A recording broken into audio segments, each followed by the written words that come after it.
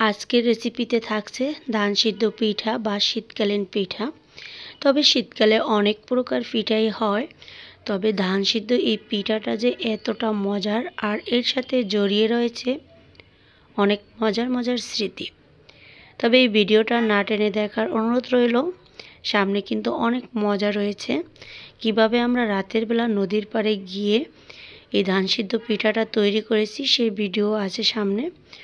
আর এই পিঠাগুলো দেখতে পাচ্ছ কতটা সুন্দর এবং লোভনীয়, খেতেও দারুণ ছিল।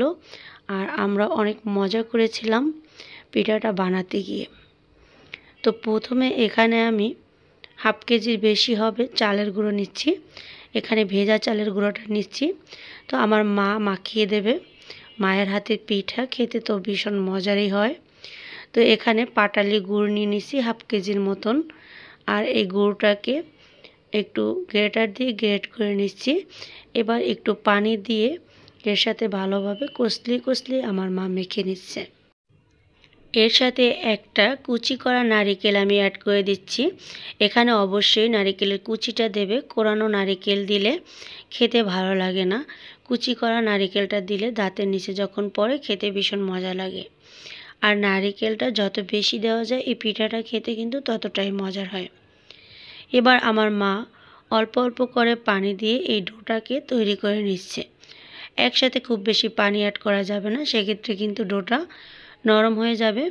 একটু শক্ত টাইপের ডো তৈরি করে নিতে হবে।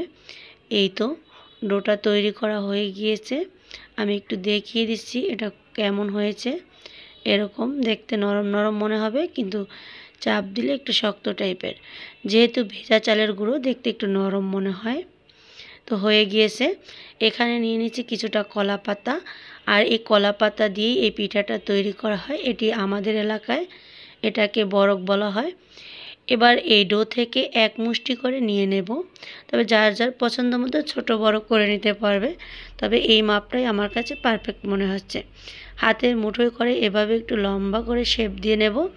আর এভাবে কলা পাতায় নিয়ে একটু মুড়িয়ে নেব।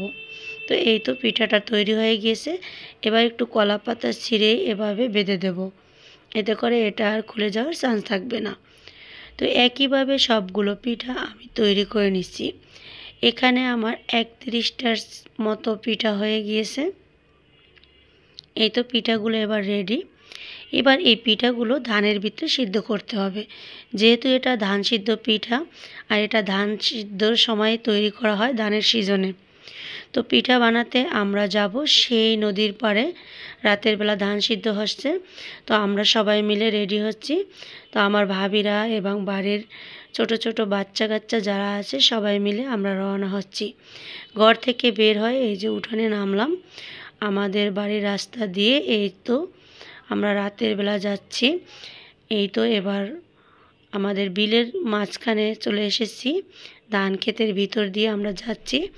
এই যে দেখতেই পাচ্ছ ধান ক্ষেত, এই ধানগুলো কিন্তু এখনও পাকেনি বা কাটা হয়নি। তো এই তো সবাই যাচ্ছে, একদম অন্ধকার।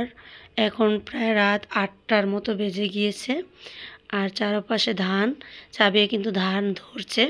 আর এই যে দেখতে পাচ্ছ এটা একটা ঘর, এটাই নাড়া দিয়ে কুটো দিয়ে করছে। এখানে কিন্তু এই মানুষ ঘুমিয়ে এই ধান পরি দেয় যাতে কোনো চোর না আসে।